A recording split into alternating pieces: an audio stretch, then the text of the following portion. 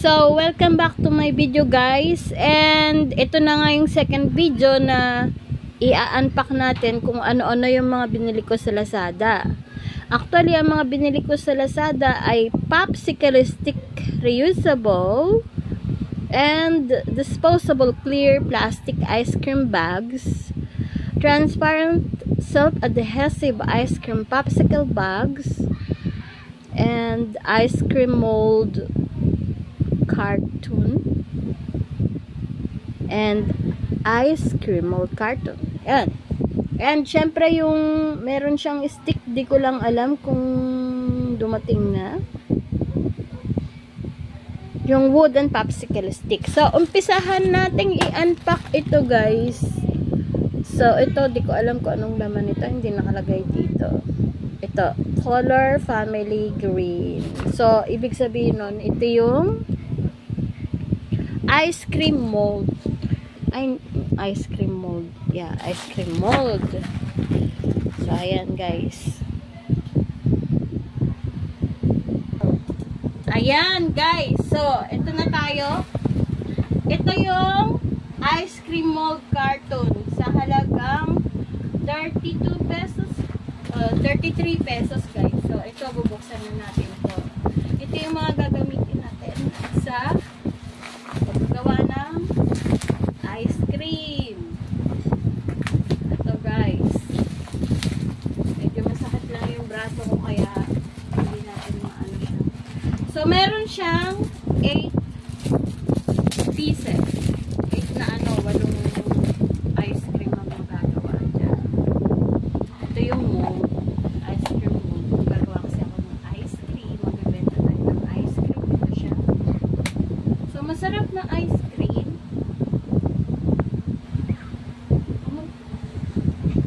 So, ayan guys. Ilan ang binili ko. Ito pa yung isa.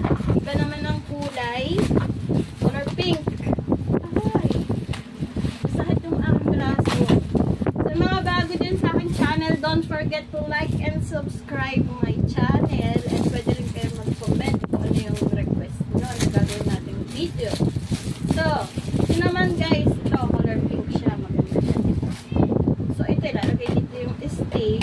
Ayan, nakikita nyo siya.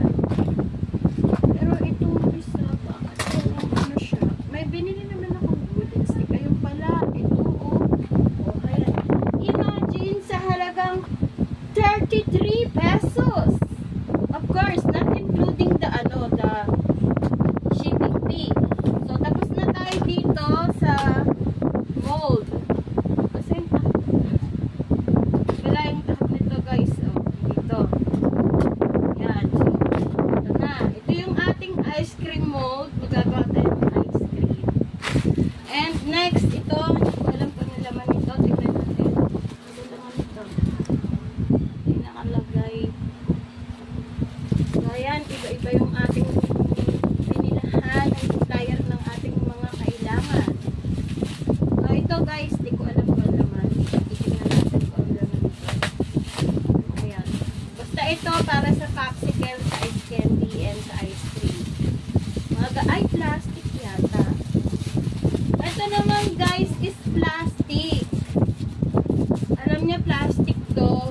Pagkagawa na yung ice cream, dito ilalagay para malinis. Ice cream. Plastic. Kasi diba, pagkagawa na yung ice cream yan. Magkano to? Ayan. 98 dirhams. Pero 136 ang binayaran ko. Medyo mahal. Medyo mahal ang shipping fee. Siyempre, kasama natin yung shipping fee, no?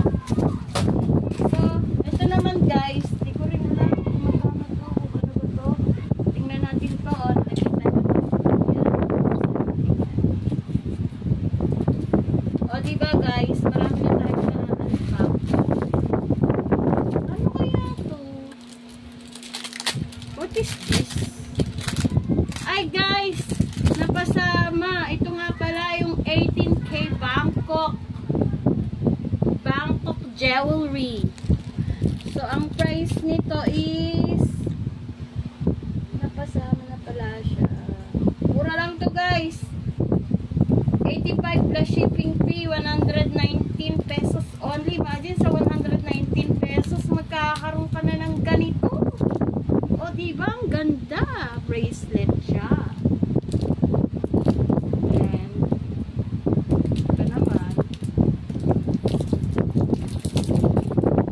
O diba, 4 na piraso na siya. Meron siyang kwintas. Maliit yung kwintas. Ayan, kwintas. And ikaw, meron na siyang ring. Ito yung pendant.